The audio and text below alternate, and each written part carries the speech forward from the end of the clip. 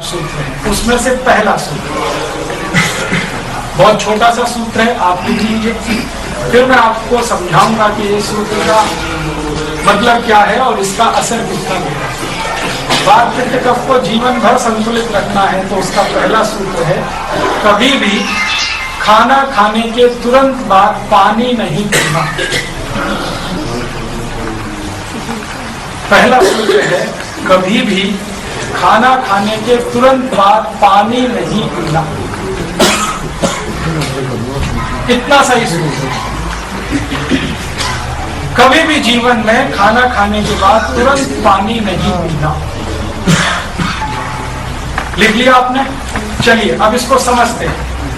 क्या कहा ये भागवत जी ने? खाने के बाद पानी नहीं पीना, तुरंत पानी नहीं।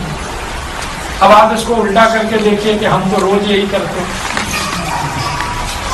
मैंने 100 में से 99 लोगों को देखा है कि वो पानी लिए बिना खाना नहीं खाते।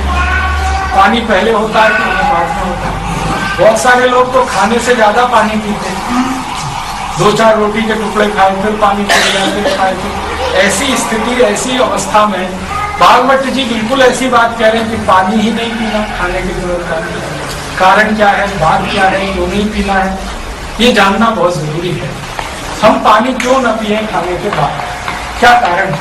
बात ऐसी है कि हमारा जो शरीर है, ये शरीर का पूरा केंद्र है हमारा पेट।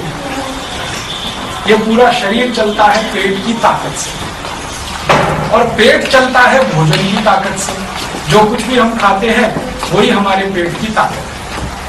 हमने दाल खाई, हमने सब्जी खाई, हमने रोटी खाई, हमने अचार खाया, दही खाया, लस्सी पिया, कुछ भी, दूध, दही, छाछ, लस्सी, फल आदि, ये सब कुछ भोजन के रूप में हमने ग्रहण किया।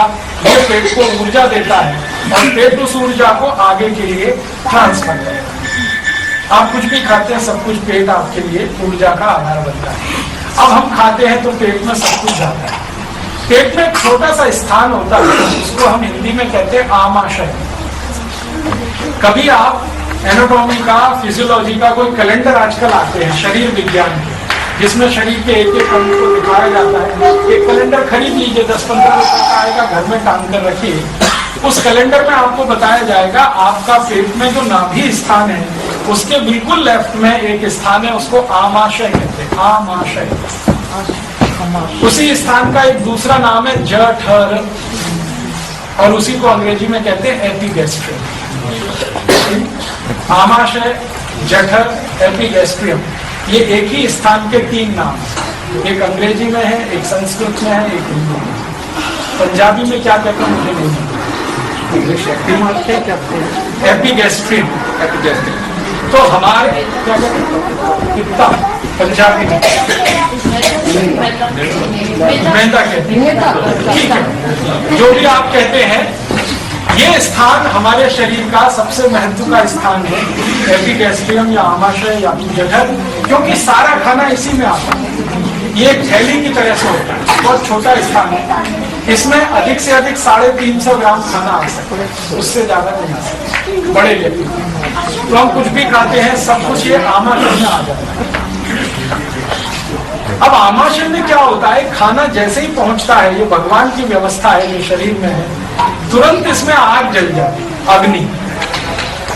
आमाशय में अग्नि होती है, उसी को कहते हैं जठर अग्नि, मिला के बोलते हैं जठर। ये जो जठर अग्नि है, ये आमाशय स्थान में प्रदीप्त होने वाली अग्नि है, आग है। ये आग ऐसी ही होती है जैसे रसोई गैस की आग। आपकी रसोई गैस है ना, एलपीजी सिलेंडर से जो कनेक्टेड है स्टोव, आपने स्विच ऑन किया, आग जल गई। ऐसे ही पेट में जैसे ही आपने खाना खाया तुरंत आग जल गई, ये ऑटोमेटिक है। रोटी का पहला टुकड़ा आपने मुंह में डाला, इधर आग जली, जठर अग्नि। ये अग्नि तब तक जलती है जब तक खाना पचता है, डाइजेस्ट। आप खाना खा रहे हैं, अग्नि जल गई। अब अग्नि खाने को पचाती है, डाइजेस्ट कराती है। वो ऐसे ही कराती है जैसे रसोई गैस। आपने रसोई गैस में जो स्टोव है उसका स्विच ऑन कर दिया, आग जल गई। अब इस पर आपने दूध रख दिया, थोड़ा चावल डाल दिया, तो जब तक अग्नि जलेगी तब तक खीर बने, इसी तरह से आपने पानी रख दिया, चावल डाल दिए, अब जब तक अग्नि जलेगी चावल पकेगा। आपने पानी रख दिया, दाल डाल दी, घटाघट पानी पी लिया और खूब ठंडा पानी पी लिया, और कई लोग तो बोतल पे बोतल उतार दिया। अब होने वाला एक ही काम है, जो आग जल रही थी वो बुझ गई। आग अगर बुझ गई तो खाने के पचने की जो क्रिया है वो रुक गई। अब हमारे पेट में दो ही क्रियाएं होती हैं खाने के पचने में। एक क्रिया है जिसको हम कहते हैं डाइजेशन, दूसरी है फर्मेंटेशन। फर्मेंटेशन का मतलब है सड़ना और डाइजेशन का माने है पचना। अगर आग जलेगी तो खाना पचेगा, खाना पचेगा तो उसका रस बनेगा। आयुर्वेद के हिसाब से बोल रहा हूं, आपकी आग जलेगी, खाना पचेगा, खाना पचेगा तो रस बनेगा।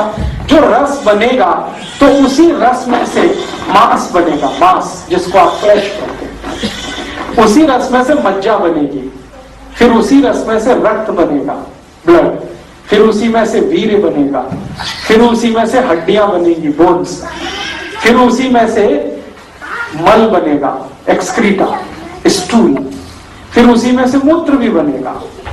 तो मांस, मज्जा, रक्त, वीर्य, मल, मूत्र, अस्थि और सबसे अंत में मेद बनेगा। ये तब होगा जब खाना पचेगा तब। और आप जरा ध्यान से सुने इन शब्दों को। मांस की जरूरत है हमको, मज्जा की भी जरूरत है, रक्त की भी जरूरत है, वीर्य की भी जरूरत है, अस्थि भी चाहिए, मेद भी चाहिए, ये सब हमें चाहिए। क्या नहीं चाहिए? मल नहीं चाहिए और मूत्र नहीं चाहिए। तो मल और मूत्र तो बनेगा जरूर, लेकिन वो हमें चाहिए नहीं, शरीर को चाहिए नहीं। तो शरीर हर दिन उसको छोड़ देगा, मल को भी छोड़ेगा, मूत्र को भी छोड़ेगा। बाकी जो चाहिए शरीर उसको धारण करेगा। खाना जब हजम होगा, पचेगा, तो रस बनेगा, रस में से मांस, मज्जा, रक्त, वीर्य, मल, मूत्र, अस्थि, मेद बनेगा। मल मूत्र की जरूरत नहीं है, शरीर उसको छोड़ देगा। बाकी सब चीजों की जरूरत है, शरीर उसको धारण कर लेगा। ये एक है। दूसरी तरफ क्या होगा? आग नहीं जलेगी, आपने घटाघट पानी पी लिया तो वही खाना सड़ेगा, और सड़ने के बाद उसमें से जहर बनेंगे। तो सबसे पहला जहर जो बनता है खाना सड़ने के बाद, उसका नाम है यूरिक एसिड। कई बार आप डॉक्टर के पास जाते हैं ना, आप कहते हैं मुझे ये तकलीफ, मुझे वो तकलीफ, तो डॉक्टर तुरंत डायग्नोसिस करके कहता आपको यूरिक एसिड बन रहा है। तो वो आपको कहता है ये दवा खाओ, ये दवा खाओ, ये दवा खाओ, ऐसे खाओ, वैसे खाओ, यूरिक एसिड कम करो। ये विष है यूरिक एसिड, और ये इतना खतरनाक विष है कि अगर आपने इसको कंट्रोल नहीं किया या बंद नहीं किया तो ये आपके शरीर को उस स्थिति में ले जा सकता है कि आप एक कदम भी चल ना सके, टोटली बेड रिडन हो जाए, बिस्तर पे ही आपको पड़ा रहना पड़े, पेशाब भी बिस्तर पे निकले और आपको संडास भी बिस्तर पे ही करनी पड़े। यूरिक एसिड इतना खतरनाक है, वहां तक लेके जाता है। तो इसलिए खराब विष है, अच्छा नहीं है, नहीं बनना चाहिए।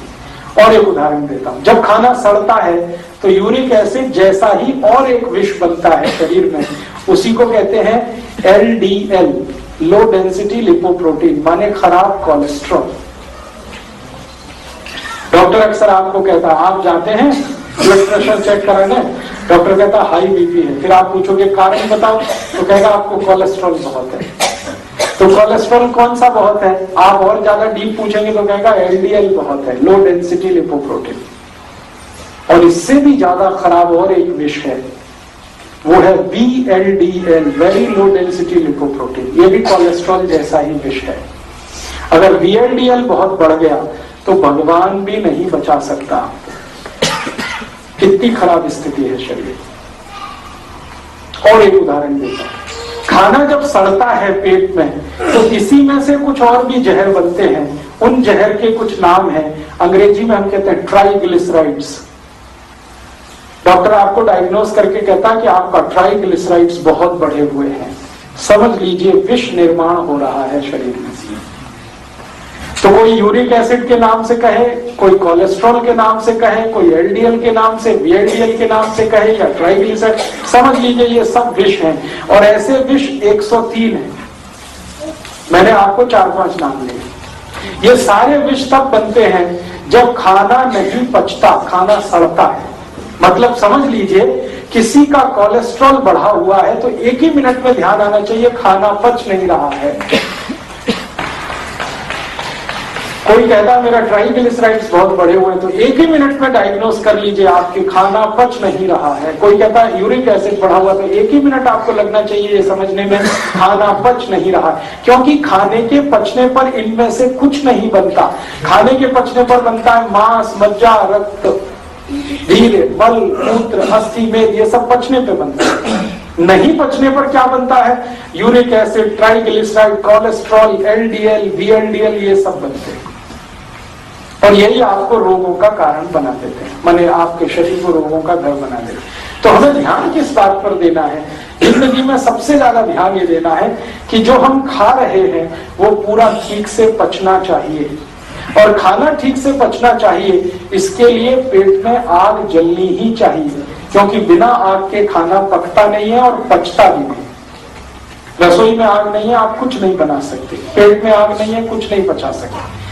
तो महत्व की बात है खाना खाना नहीं, महत्व की बात है खाने को पचाना। आपने क्या खाया, कितना खाया, ये इमैटीरियल है। कोई कहता मैंने 100 ग्राम खाया, कोई 200 ग्राम, कोई 500 ग्राम, ये इमैटीरियल है।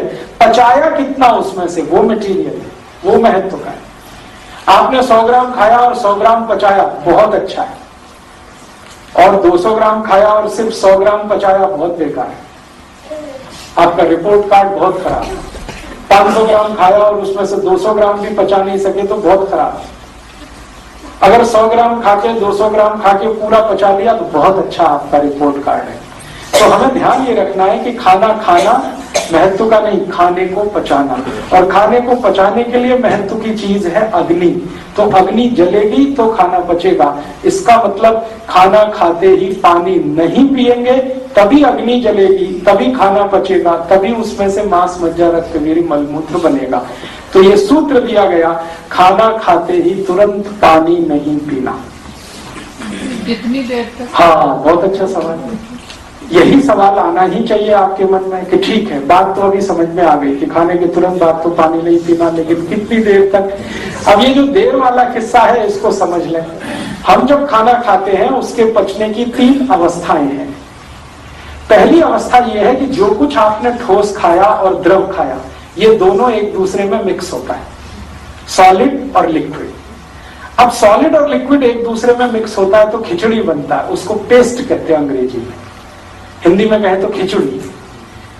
तो आपके शरीर में खाया हुआ सॉलिड और लिक्विड दोनों एक दूसरे में मिक्स होता, पेस्ट बनता। ये पेस्ट बनने की अवस्था 1 घंटे 30 मिनट तक रहती है शरीर में, और 1 घंटे 30 मिनट तक ही अग्नि भी जलती है पेट में।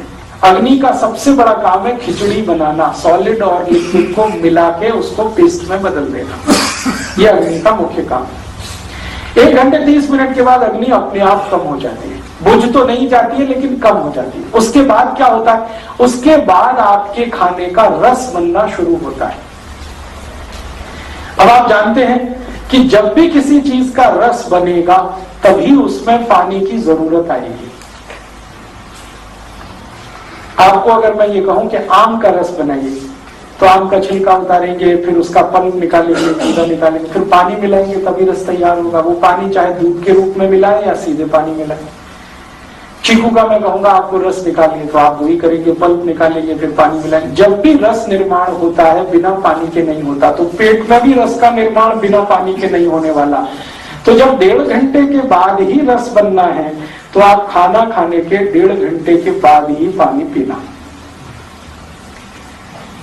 कुछ लोग ऐसे हैं दुनिया में जिनको खाना खाने के 1 घंटे के बाद ही रस बनने लगता है। कुछ ही लोग हैं, बाकी सबको नहीं बनता। जो लोगों को 1 घंटे में बनने लगता है वो लोग हैं जो बहुत मेहनत करते हैं, खेत में हल चलाते हैं, फावड़ा चलाते हैं, पत्थर तोड़ते हैं, सड़क पर रिक्शा खींच के ले जाते हैं, हाथ गाड़ी लेके जाते हैं। जो बहुत मेहनती लोग हैं उनको पेट में खाना खाने के 1 घंटे में ही रस बनने लगता है।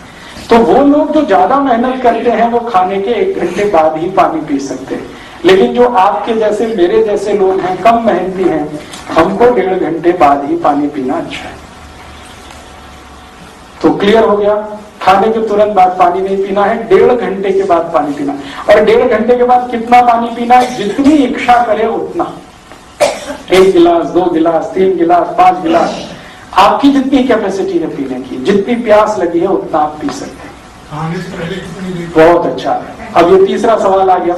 तीसरा सवाल ये आ गया कि खाने के पहले पी सकते हैं क्या? खाने के बाद का तो समझ में आ गया 1.5 घंटे में। खाने के पहले वाली बात समझनी है। खाने के पहले हम पानी पी सकते हैं, जितना चाहे उतना पी सकते हैं, लेकिन समय का उसमें ध्यान रखना है। खाना खाने से 48 मिनट पहले, 48 मिनट्स, 48 मिनट पहले। आप बोलेंगे ये 48 मिनट का क्या कैलकुलेशन है? 1 घंटा क्यों नहीं कहा मैंने? 48 मिनट क्यों कहा? 50 मिनट भी कह सकता था। बात ऐसी है कि जब आप पानी पीना शुरू करते हैं तो पानी मुंह में जाता है और बाद में सभी अंगों में जाता है, मांस में भी जाता है, मज्जा में भी, सब जगह जाता है, रक्त में भी जाता है। और अंत में पानी जो सरप्लस होता है, माने जरूरत से ज्यादा होता है शरीर को, वो मूत्र पिंड में आके इकट्ठा हो जाता है। बाद में आप यू मूत्र के साथ उसको बाहर निकाल देते हैं। तो मुंह में पानी शुरू किया, मूत्र पिंड तक आने में उसको 48 मिनट ही लगता है। तो आयुर्वेद में ये कहा गया कि जब ये 48 मिनट पूरा हो जाए और वो मूत्र पिंड में स्थिर हो जाए तो पेट तो खाली हो गया ना, तभी खाना खाना। माना खाने के पहले 48 मिनट में आप पानी पी सकते हैं, जितना चाहे उतना पी सकते हैं। 1 गिलास, 2 गिलास, 3 गिलास, क्वांटिटी आपकी कैपेसिटी के ऊपर है। तो खाने के पहले पानी पीना है तो 48 मिनट में, खाने के बाद पीना है तो 1.5 घंटे में। अब आखिरी प्रश्न आएगा खाने के बीच में। बीच में पीने के लिए कहा गया है कि कोई मजबूरी है, कोई इमरजेंसी है तो पी सकते हैं 1 या 2 घूंट। वो इमरजेंसी मजबूरी क्या हो सकती है? मान लो खाना खाते खाते गले में फंस गया, अब मजबूरी आ गई, तो आप पानी पी सकते हैं 1 सिप या 2 सिप, ठीक है। और एक मजबूरी आ सकती है, खाना खाते खाते खांसी आ गई तो फिर समस्या आ गई, तो भी आप 1-2 सिप पी सकते हैं। और एक तीसरी ऐसी ही एक मजबूरी है, वो मजबूरी आयुर्वेद में ये कही गई है कि जब आप 2 अन्न का खाना खाएं तो बीच में जरूर पानी पीना है। 2 अन्न का खाना मतलब रोटी खा रहे हैं गेहूं की और चावल भी खाना है आपको। चावल एक अन्न है, गेहूं दूसरा अन्न है। मक्के की रोटी खा रहे हैं और उसके साथ चावल खा रहे हैं, मक्की एक अन्न है, चावल दूसरा अन्न। बाजरी की रोटी खा रहे हैं और चावल खा रहे हैं, बाजरी एक अन्न है, चावल दूसरा अन्न है। ज्वार की रोटी खा रहे हैं तो ज्वार एक अन्न है, चावल दूसरा है। तो जब भी 2 अन्न का खाना आप खाते हैं तो एक अन्न खाने के बाद दूसरा खाने से पहले थोड़ा पानी जरूर पीना। अनिवार्य? हाँ, अनिवार्य है। पानी पीना नहीं पिए तो नुकसान कुछ नहीं होगा, लेकिन पिएंगे तो फायदा बहुत होगा। खाने के बाद पानी कैसे पीना? घटाघट पीना चाहिए? मैं बताऊंगा, एक एक करके बताऊंगा। हम जब पानी पिएंगे तो 2 अन्न का खाना जब हम खा रहे हैं, गेहूं खा लिया, रोटी, अब हमको चावल शुरू करना है, तो रोटी खाने के बाद चावल शुरू करने से पहले 1-2 सिप पानी पी लीजिए। क्यों पी लें? आपके पेट में एंजाइम्स जो है ना पचाने के लिए, वो अलग अलग है। गेहूं को पचाने के लिए अलग एंजाइम्स हैं, चावल वाले अलग है, मक्की के अलग है, बाजरी के अलग है, ज्वार के अलग है, सभी अन्न को पचाने के लिए एंजाइम्स अलग है। तो जब आप रोटी खा रहे थे गेहूं की, तो रोटी वाले एंजाइम सक्रिय हैं, वो एक्टिव है, रोटी को पचाने के लिए सारी व्यवस्था कर रहे हैं। अब अचानक से चावल खाना शुरू किया तो चावल वाले एंजाइम्स को सक्रिय करना पड़ेगा और रोटी वाले को थोड़ा सा डाउन करना पड़ेगा, तो वो पानी से ही होता है। तो इसलिए 1-2 घूंट पानी पी लीजिए, तो फिर चावल वाले एंजाइम सक्रिय हो जाएंगे चावल खाने के समय। ऐसे ही चावल के बाद और कोई तीसरा अन्न खा रहे हैं तो फिर बीच में थोड़ा सा पानी पी लीजिए। ये पानी बीच में जो पीना है वो 1-2 सिप से ज्यादा नहीं है। मिक्स करके खाते रहते हैं, एक तो मजबूत है। इस पर मैं उत्तर दूंगा, लेकिन थोड़ी देर के बाद। अभी हम जो बात कर रहे हैं वहां तक सीमित है कि हमको बीच में पानी पीना है क्या। तो बीच में पानी पीने के लिए 3 कंडीशन मैंने बताई। या तो गले में खाना फंस गया तो मजबूरी है, या तो खांसी आ गई मजबूरी है। लेकिन पॉजिटिवली जो बिना मजबूरी का काम है वो ये कि एक अन्न खाने के बाद दूसरा शुरू होने से पहले 2-3 सिप पानी पी लीजिए, उसके बाद दूसरा अन्न शुरू करें। अब आखिरी बात जो इस एक नियम से जुड़ी हुई है वो ये कि ठीक है, हमको समझ में आ गया खाने के 1.5 घंटे बाद पानी पिएंगे, लेकिन खाने के तुरंत बाद कुछ और पी सकते हैं क्या, पानी को छोड़कर? तो उसके लिए आयुर्वेद में कहा गया कि आप खाने के तुरंत बाद अगर पीना चाहें तो जूस पी सकते हैं, फल का रस, कोई भी फल का रस पी सकते हैं। दूसरा कहा गया कि खाने के तुरंत बाद आप चाहें तो लस्सी पी सकते हैं।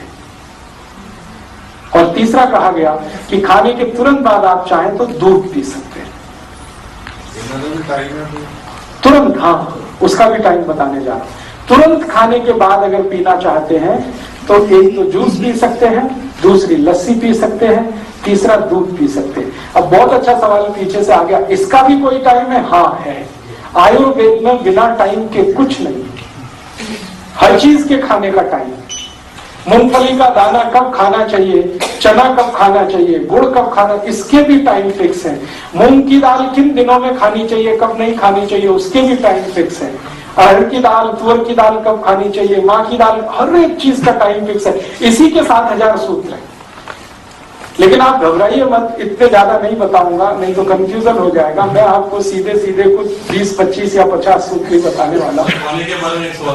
जी, पीना, इसमें जो ध्यान रखने की बात है वो ये कि जब भी जूस पीना है खाने के तुरंत बाद, वो सवेरे ही पी सकते हैं, नाश्ते के बाद, ब्रेकफास्ट के बाद। जब भी जूस पीना हो तो सवेरे ही पी सकते हैं। आप पूछेंगे क्यों? बात सीधी सी ये है कि फल को या जूस को पचाने वाले जो एंजाइम्स हैं हमारे पेट में, वो सवेरे ही सबसे ज्यादा होते हैं।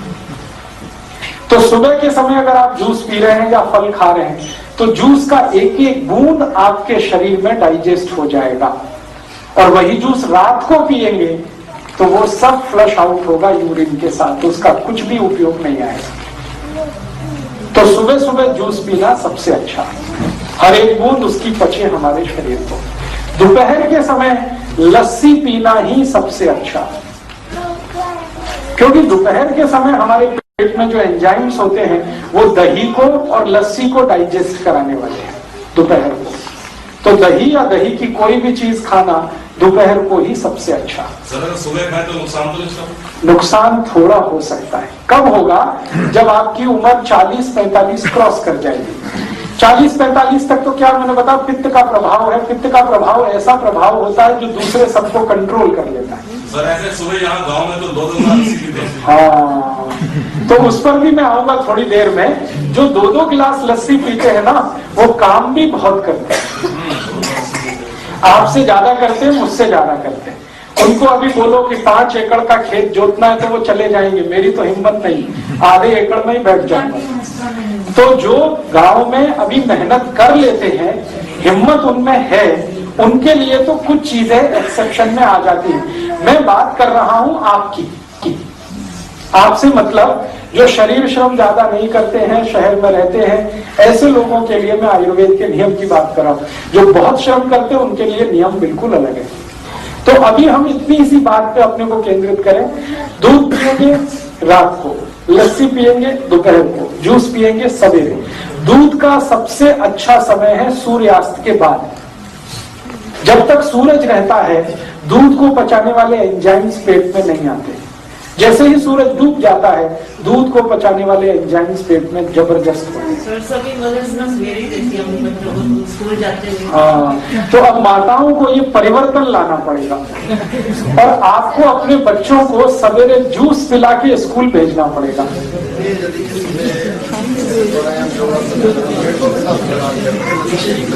हाँ, 1 मिनट अशोक भाई का सवाल है, मैं 1 मिनट आपका सवाल है, बहुत जेन्युइन है। हम पटियाला में हो या जलंधर में, लुधियाना में हो या दिल्ली में, ज्यादातर घरों में मैंने भी देखा है माताएं अपने बच्चों को स्कूल भेजती है तो दूध पिला के भेजती है। ये जितनी माताएं अपने बच्चों को स्कूल भेज रही हैं दूध पिलाकर, इन सबसे मेरी प्रार्थना है कि उनको जूस पिलाकर भेजें।